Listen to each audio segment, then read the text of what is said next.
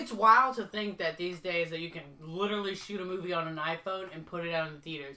Yes, I know that this is from Steven Soderbergh, but it's happened before.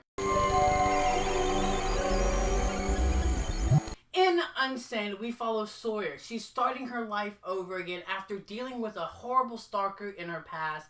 And when she moves, she unfortunately feels like he's always there. She's suffering from it, so she goes to seek help, but unfortunately involuntarily commits herself to a mental institution. And while there, she feels like her stalker is working there and lingering around the hallways, and she's worried that she might actually be insane. Now, I was looking forward to Unsane because this comes from Steven Soderbergh. He's given us those Ocean's films. He's given us Side Effects, Magic Mike, Logan Lucky. He's a very competent filmmaker, and I really enjoyed his filmography. And the fact that this was shot entirely on an iPhone was really exciting to me because I love a good gimmick film. I love a movie that's either found footage or takes place in one location or has a sort of gimmick to it, and I like to see how a director utilizes that gimmick to its advantage.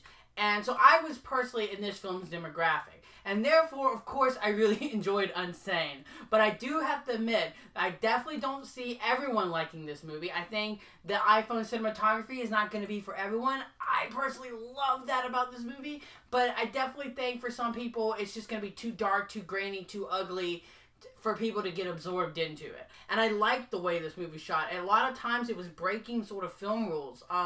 In a sense, like normally how you would stage a scene, but it was going against it, you know, because you're dealing with such a small screen. A lot of times, the character would be over here or dead back in the middle, and it was super uncomfortable because a lot of times there was also a lot of dead weight. There was a lot of dead weight up above or down below or to the side, and it really made this movie feel either super claustrophobic or endless. Also, this movie was a lot smarter than I expected it to be. I expected it to be a very simple film, and it is simple, but it also has a lot of ideas and thoughts and questions and topics and openings for discussions that I thought was really smart, like social issues, female in the workplace, stalkers, insurance companies, stuff like that I actually thought that had some actual meat going on, that I really liked how it explored it, all that. This movie had a sense of realism to it, and I think that realism comes from the brilliant performance from Clary Foy in this. She is absolutely killing it.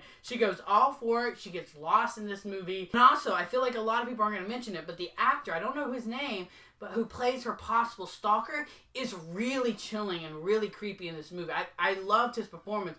But because you don't know whether or not to trust Sawyer, you also, when you see him, you don't know whether or not to trust him or not. Like, he could be a creep, or he could just be a sweet, lovable dude who's just trying to do his job. Like, I really liked how the movie plays with your expectations in this.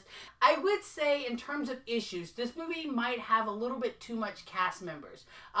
There are certain people that I would have liked to see more involvement into the overall story, but since we're following Sawyer and her descent into madness, or, you know, rise into empowerment, there are certain side characters, like the head of the place, or a doctor, or honestly Juno Temple's character, who feel like more like plot points for Sawyer than actual, like I would have liked more out of their roles. Also, there's a cameo in this film, and the cameo is pretty awesome in the moment, but it also wasn't exactly needed at the same time. So let's talk about the suspense, because the suspense of this movie I thought was really well done.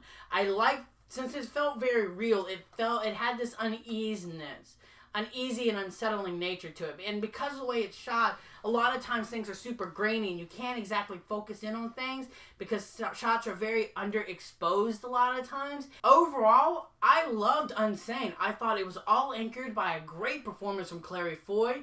The iPhone cinematography makes this feel very up close and personal, but a very unsettling and claustrophobic thriller. It asks and answers some really cool and interesting questions about the social world that we live in today. I would have liked more involvement of some of the side characters. I think they become a little bit plot points, but for the most part, I think this is a great film. I think if you're a big film savvy guy and you like watching gimmick films, or like seeing, you know, how any movie can be made, I think you should definitely check out Unsane. As the score goes, I'm going to give Unsane a 4 out of 5. So you guys, there you have it. That was my little review for Unsane. Let me know in the comment section below, what did you think of this film? Did you love it? Did you hate it? I can see this one being a little polarizing. I can see some people just not getting into it because of the way it's shot.